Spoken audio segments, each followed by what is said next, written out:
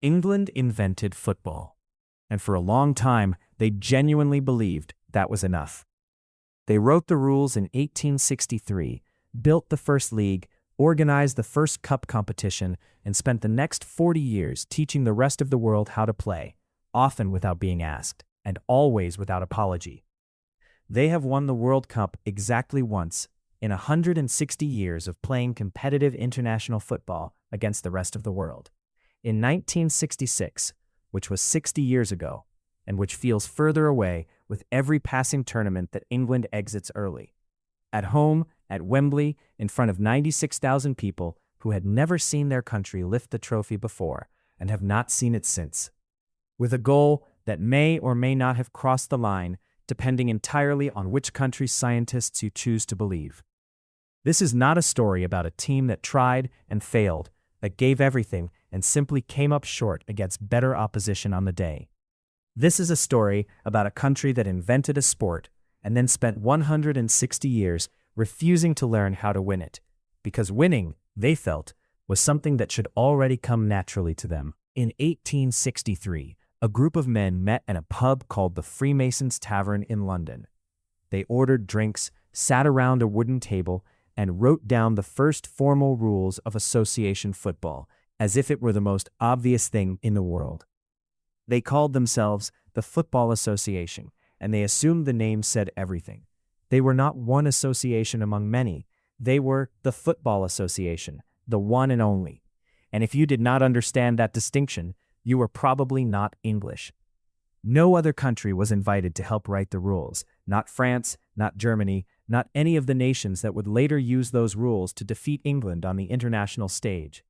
No other country was consulted, because the English did not believe consultation was necessary when you had already thought of everything yourself and written it down in a pub. England spread the game outward through trade routes, through sailors and soldiers and engineers building railways across South America, through missionaries and colonial administrators and factory workers on their days off, planting football in every corner of the world the way others planted flags. By the time FIFA was founded in 1904, association football had already circled the globe, taken root in over 30 countries, and quietly become the most widely played sport in human history. England did not join FIFA until 1906. 2 full years after the organization they had essentially made possible was already up and running without them. And then they left, withdrew their membership entirely, abandoned the organization they helped create, and they did this not once, but twice. England withdrew from FIFA in 1920 over a dispute about playing against former wartime enemies because they believed that sharing a football pitch with Germany and Austria would be a betrayal of the men who had died in the war. They withdrew again in 1928 over a dispute about the definition of amateur status, which even at the time seemed like a remarkably small reason to walk away from the international game for the second time in a decade. This meant England did not enter the 1930 World Cup or the 1934 World Cup or the 1938 World Cup, absent from 3 consecutive tournaments while the rest of the world competed to determine who was actually the best. The 3 tournaments England skipped were won by Uruguay, Italy, and Italy again, and England watched from a comfortable distance, still entirely convinced they would have won all 3 without much difficulty. England's official position was that they did not need to compete because they had invented the game and were therefore already its masters, a position they held with absolute sincerity and absolutely no visible self-awareness. In 1950, England rejoined FIFA and entered the World Cup for the first time, 87 years after writing the rules, and still carrying the absolute confidence that the game had always belonged to them. They were considered heavy favorites by almost every pundit and publication that covered the tournament, and England themselves agreed with that assessment without reservation or hesitation. In the group stage, they played a team from the United States, a country that at the time had no professional football league and no real history of competing at this level of the game. The American squad included a postal worker, a dishwasher, and a Haitian immigrant named Joe Gaetjens, who had moved to New York to study accounting and had been playing club football in the city for less than 2 years. The United States won 1-0, with a goal that Gaetjens deflected into the net in the 37th minute, and England never fully recovered from the shock of what had just happened to them. It remains one of the greatest upsets in the history of the tournament, studied in coaching manuals, cited in probability papers, and still discussed in every serious football history conversation today. Several English journalists, receiving the scoreline by wire, assumed it was a transmission error and changed it to 10-1 before publishing, reasoning that England losing to the United States was simply not a scoreline the laws of football would ever permit. The real score was 1-0. It was not a typo. The dishwasher's team had genuinely won, and there was no version of that afternoon where England had scored 10 goals. England went home in the group stage, knocked out in their very first World Cup appearance after 87 years of assuming they would simply arrive in Brazil and win the whole thing. 16 years later, England hosted the 1966 World Cup and won it. And this fact remains the single most important event in the entire history of English football, repeated at every possible opportunity ever since. The final was against West Germany at Wembley, and in extra time, Geoff Hurst hit a shot that struck the underside of the crossbar, hit somewhere near the goal line, and bounced back into play, with the entire stadium holding its breath in the milliseconds before anyone knew what had happened. The Soviet linesman said it crossed the line, consulted with the referee for several long seconds, confirmed his decision, and in doing so, changed the outcome of the match and the entire trajectory of English football history. The West Germans disputed it immediately on the pitch, and West Germany has disputed it in every decade since, producing studies, computer reconstructions, and official statements that have never reached a conclusion everyone accepts. 60 years of modern analysis using photographic evidence, computer reconstruction, and high-speed camera footage has produced every possible answer. Crossed it, did not cross it, inconclusive, and we still do not know for certain. England won the match 4-2, lifted the trophy on their own turf, and have not won a major tournament since, which is the sentence every England footballer has been living inside for 60 years.